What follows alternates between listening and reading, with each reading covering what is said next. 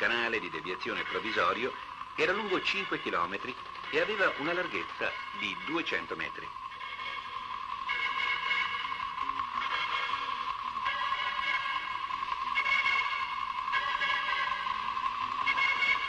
Per trattare e trasportare le enormi quantità di terra e roccia da mandare in diga, la Tarbela Joint Venture progettò un sistema altamente sofisticato di impianti di trattamento, 15 in totale, controllati da un elaboratore e collegati da nastri trasportatori con le cave di prestito e con la diga.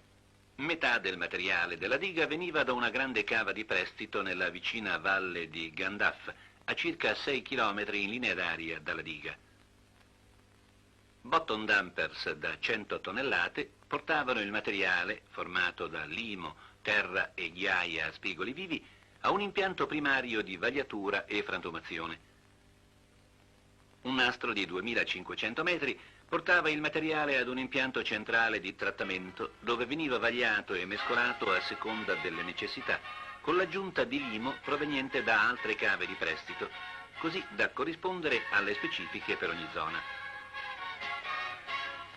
Da qui un nastro di 2600 metri attraverso una galleria di 1500 portava il materiale fino alla diga.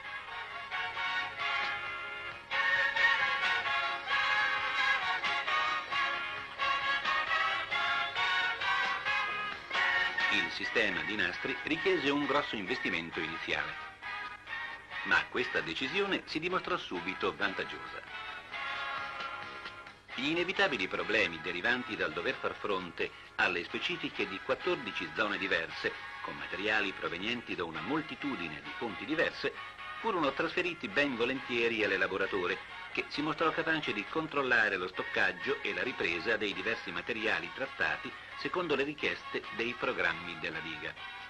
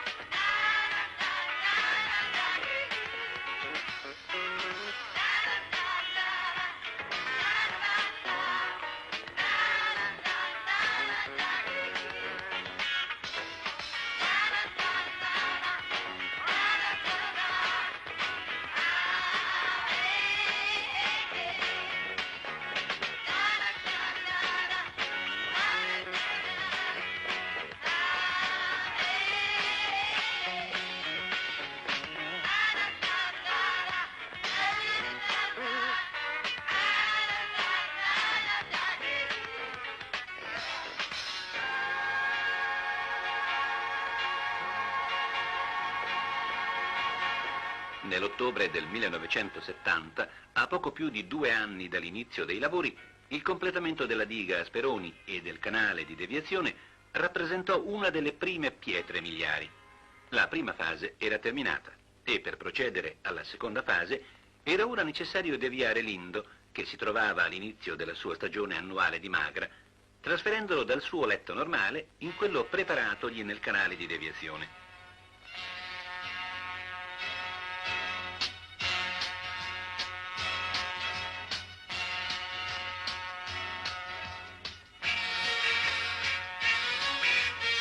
La deviazione di un fiume è sempre uno spettacolo che attira le folle, e questo non fece eccezione. L'operazione fu condotta con calma e senza particolari incidenti, e l'acqua dell'Indo cominciò a defluire a valle attraverso le 28 paratoie della diga a Speroni.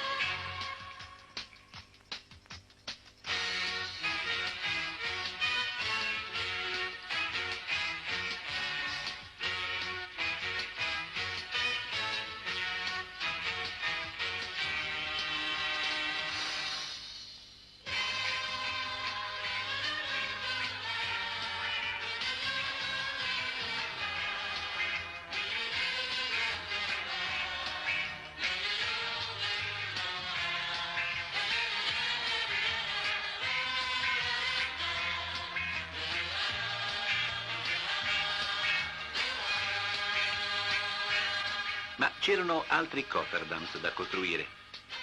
A monte per impedire l'allagamento della zona di lavoro nella diga di seconda fase durante le piene del Lindo. A valle per impedire all'acqua di risalire.